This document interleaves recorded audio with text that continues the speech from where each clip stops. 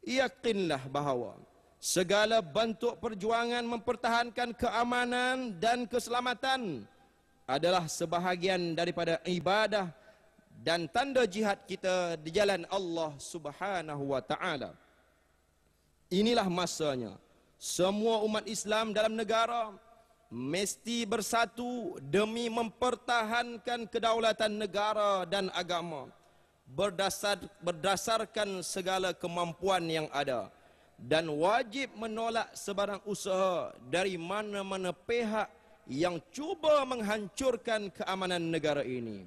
Firman Allah Subhanahu wa taala dalam surah Al-An'am ayat 82, Alladzina amanu wa lam yalbisu imanahu bizulmin ulaika lahumul amnu wa hum muhtadun. Maksudnya, orang yang beriman dan tidak mencampurkan iman mereka dengan kezaliman, bagi mereka itulah keamanan dan merekalah yang mendapat petunjuk. Walaupun agama Islam mengutuk peperangan kerana ia melibatkan pembunuhan sesama manusia dan dijadikan sebagai alat oleh pengacau, pengkhianat atau penjajah untuk merampas sesebuah negara, merampas kekayaan negara atau memperluaskan wilayah. Namun, agama Islam juga mengharuskan umatnya untuk menjadikan peperangan sebagai satu cara untuk mempertahankan diri demi menjaga maruah agama, bangsa dan negara sekiranya diancam dan sebagainya. Firman Allah Subhanahu wa taala dalam surah Al-Hajj ayat 39, Udzina lilladzina yuqataluna bi annahum zulimu wa innallaha ala nasrihim laqadir. Maksudnya, diizinkan berperang bagi orang yang diperangi sebab mereka telah dianiaya, dan sesungguhnya Allah amat berkuasa untuk menolong mereka. Percayalah, peperangan di jalan Allah itu ialah peperangan mempertahankan agama, bangsa dan negara dari sebarang pencerobohan musuh. Kerana itu, mereka yang berperang di jalan Allah dianggap sebagai pahlawan Allah, dan jika mereka mati pun dianggap sebagai mati syahid kerana mempertahankan kedaulatan dan maruah negara.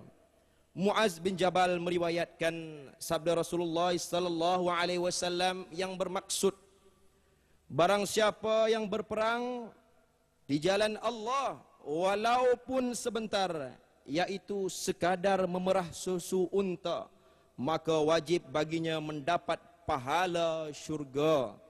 Dan barang siapa yang bermohon kepada Allah Subhanahu wa taala dengan bersungguh-sungguh untuk berjihad, kemudian dia mati atau dibunuh, maka baginya balasan syahid.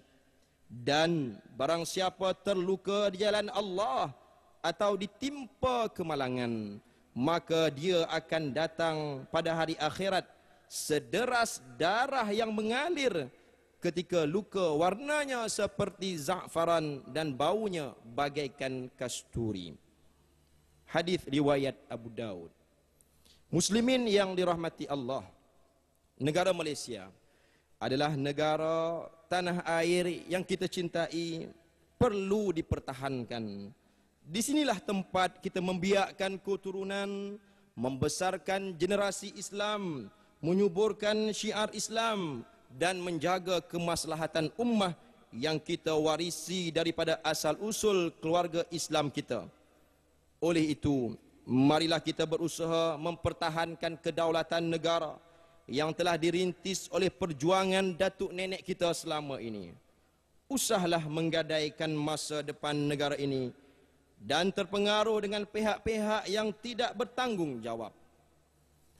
Janganlah terjebak dan terikut-ikut dengan mereka yang tidak menyedari asal usul serta tidak memahami adat istiadat latar belakang penduduk dan agama di negara ini, dan mengambil kesempatan terhadap sesuatu isu demi kepentingan pribadi dan politik mereka.